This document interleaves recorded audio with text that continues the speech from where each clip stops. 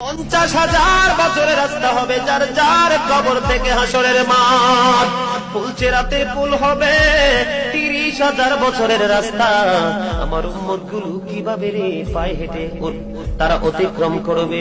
বন্ধু নবী এমনি এমনি কাঁদেনি রে, নবী জানিয়ে দিয়েছে কাল কিয়ামতের ময়দানে উম্মত গুলো খালি পায়ে থাকবে, মাটি তো তামা থাকবে।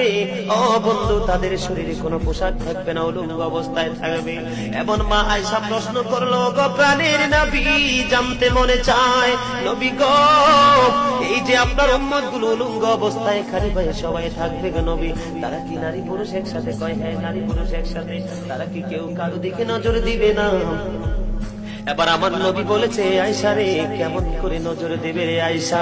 বন্যার পানি যেমনি প্রবল বেগে বৃদ্ধি পেয়ে পৃথিবীর মানুষগুলোকে গ্রাস করে ফেলে, কাল কিয়ামতের দিন এই জাহান্নামের আগুন মানুষের দিকে বন্যার মতো প্রবল